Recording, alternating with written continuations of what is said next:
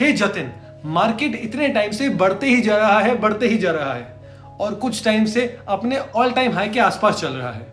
तो अब अगर मार्केट गिरेगा तो मैं उसमें पैसे कैसे कमा सकता हूं?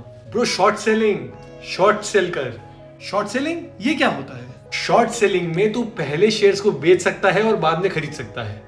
इससे तू महंगे प्राइस पे बेच दे जब मार्केट बढ़ा हुआ है, और जब गिर जाएगा तब सस्ते प्राइस पे खरीद लियो। तुमने सस्ते में खरीदा और महंगे में बेच दिया। क्या मतलब? मैं समझा नहीं। जो शेयर्स मेरे पास है ही नहीं, मैं उसको बेच कैसे सकता हूं?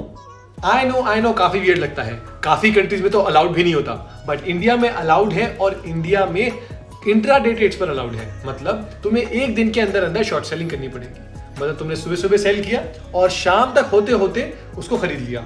जब तक मार्केट बंद हो रहा है तुम्हें उससे पहले खरीदना पड़ेगा।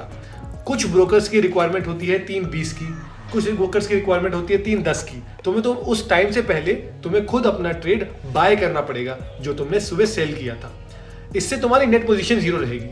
अगर तुम ऐसा नहीं करोगे तो तुम्हारा ब्रोकर तुम्हारे लिए वो ट्रेड बाय कर लेगा किसी भी रैंडम प्राइस पे, जो प्राइस उस वक्त चल रहा होगा मार्केट में। और अगर उसको कोई बेचने वाला ही नहीं है, हो सकता है कि तुमने सुबह सुबह सेल किया हो और शाम तक आते आते कोई इसको सेल करना चाहता ही नहीं है मार्केट में, कि कोई सेलर ही नहीं है उस चीज का, तो फिर क्या होगा?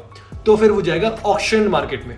ऑक्शन मार्केट में क्या होगा? वो 3:30 बजे के बाद शुरू होगा और फिर तुम्हारा ब्रोकर किसी भी प्राइस पे उसको खरीद सकता है। तो मतलब तुम कितना भी महंगा खरीद सकते हो और तुम्हें कितना भी लॉस हो सकता है।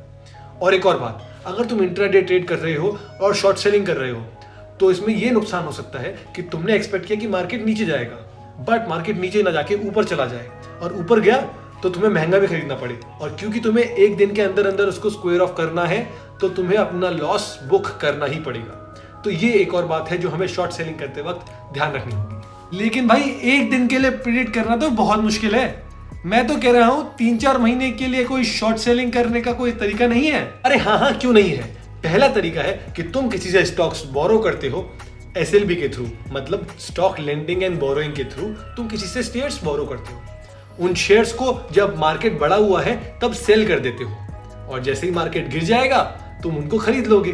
तो तुमने महंगे पे सेल किया, सस्ते पे खरीद लिया, तो तुम्हारा प्रॉफिट होगा इससे, और तुम फिर उसको वो शेयर्स वापस कर दोगे और थोड़ा सा इंटरेस्ट दे दोगे।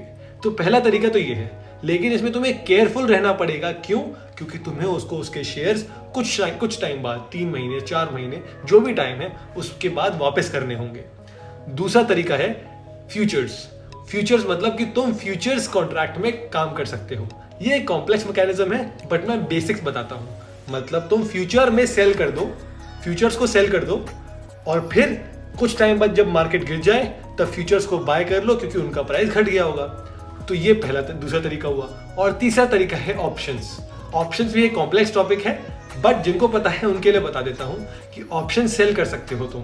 मतलब तुम कॉल ऑप्शन को सेल कर सकते हो, और इससे तुम्हें जब मार्केट गिरेगा तब तुम्हें फायदा होगा। या फिर तुम पुट ऑप्शन बाय कर सकते हो, जब मार्केट गिरेगा तुम्हें इसमें भी फायदा होगा। तो ये कुछ मैकेनिज्म्स हो गए कि तुम गिरते हुए मार्केट में पैसा कमा सकते हो। Thanks bro. लेकिन मुझे और ऐसे टॉपिक्स के बारे में जानना हो, सीखना हो, तो मैं क्या करूं? ब्रो, ये तो शॉर्ट सेलिंग से भी इजी है। Follow InvestStreet and comment below his latest video what you want to learn about. Simple.